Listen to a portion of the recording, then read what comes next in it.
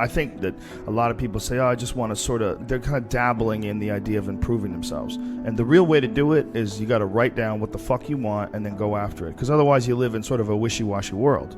You know, if you decide I'm going to get down to bang, I'm going to do this, I'm going to run a marathon in less than 5 hours, I'm going to, whatever the fuck it is, you got to write that shit down and go for it. What I tell people is the best advice I've ever heard is that live your life like you're the hero in your movie. And right now is when the fucking movie starts and your life is a shitbag disaster, like every fucking Arnold Schwarzenegger movie where he wakes up and makes a blender full of pizza and ice cream. Those guys where they're like on the brink, they put the gun in their mouth and they put it down because they see a photo of their daughter.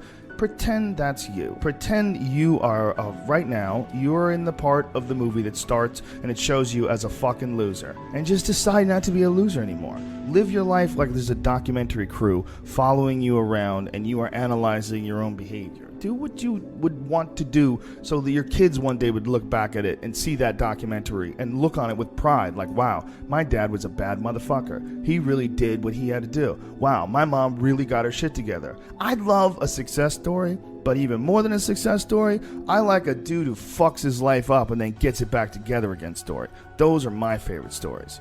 And the way to do that, you gotta write shit down. You gotta think that you are the hero in your own fucking movie, and then you gotta sit down and you gotta write shit down. Write down what you need to do. Yeah, this life is fucking me over, man. I could have had this and I should have had that. And why does this guy get that? And why does that guy get this? And all things that are completely unrelated to you. All things that you find other people's success as a downfall in your own existence. Instead of being inspired, instead of choosing to be positive, instead of like improving constantly on the direction of trying to achieve whatever the fuck you have written down, you just sit around and spiral. There's nothing more miserable than sitting around someone who's fucking complaining all the time. It is one of the most annoying things ever. Everybody hates it. When someone just sits around and they complain about their life and they don't do jack shit about it. And you tiptoe around it, you don't know what to say. Well, she gets upset when you bring that up. I don't want to bring that up. And you want to go, you fucking crazy bitch, you know what's wrong with your life. Stop announcing it to everybody else and go out and fix that shit.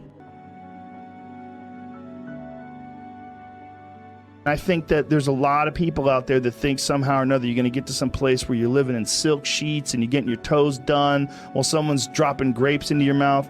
I don't want that. I've never wanted that. That guy's not going to be happy. He's going to be bored. An hour into the grapes, you can get those fucking grapes away from me. Stop painting my toes. What am I doing in this bed? I got to do something. I'm not stimulated. The human organism, the animal that we are, needs constant stimulation because it evolved trying to find food and escape enemies and find shelter, escape nature, escape the elements, try to survive. And this is the great joy that you have in taking care of your children, that you can protect your children from the elements and the enemies and feed them.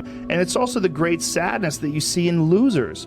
When I see a loser, I see some guy who's 43 years old, lives in his parents' basement, and he fucking hates the world. I'm like, that was a baby.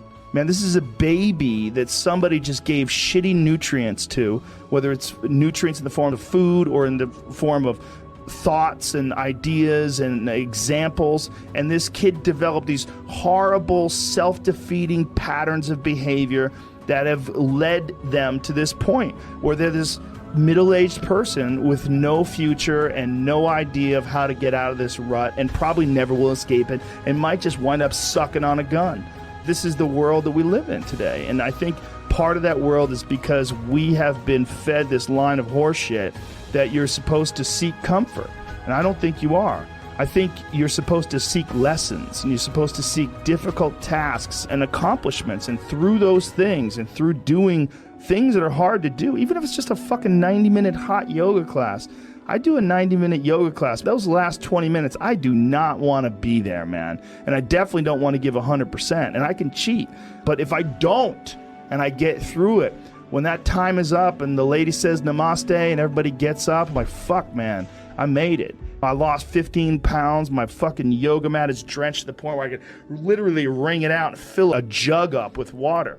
But through that struggle, I will now have a better day. And I better fucking do it again tomorrow. Or do something else. Because if I just think, well, tomorrow I'm just going to coast and eat Twinkies and watch TV. Oh, hello, sadness, my old friend. Hello, depression. Because when you're not doing anything, you feel like shit. And that's just part of being a human being. And we can pretend that we're something other than what we really are. And we can pretend, nah, me, man, I'm just cool, just chilling, doing nothing. Bullshit. You're a fucking human. You're a human being. You evolved from the hundreds of thousands of years of hunters and gatherers and people that were struggling. Human reward systems are carved deeply into your DNA. And if you don't respect that, if you don't respect the mechanism of happiness and fulfillment and what you really need to do in order to feel satisfied in life, camaraderie, love, family, friendship, struggle, testing yourself, learning, all those things are imperative. They're all a giant part of being a person.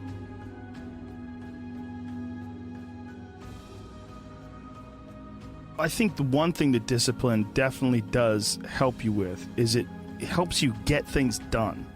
And when you get things done, when you actually do things, you have more success. And sometimes a big part of success is just not being fucking lazy and just doing it.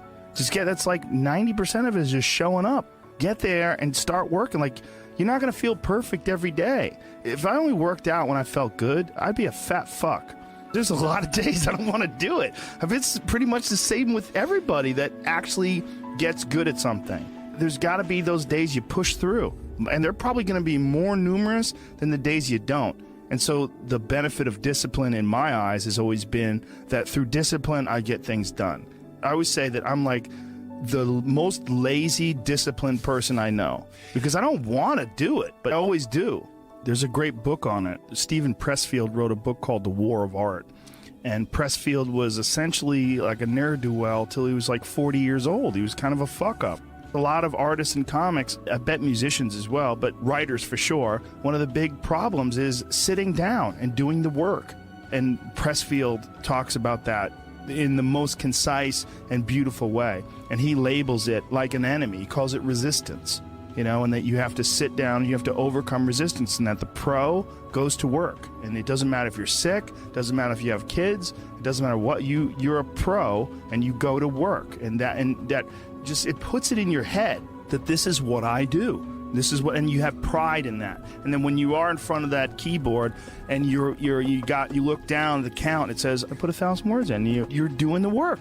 Out of that work, gems blossom. But you might have a day where you just write nothing but dog shit. So what? Show up again tomorrow. And tomorrow out of that dog shit, a flower will emerge.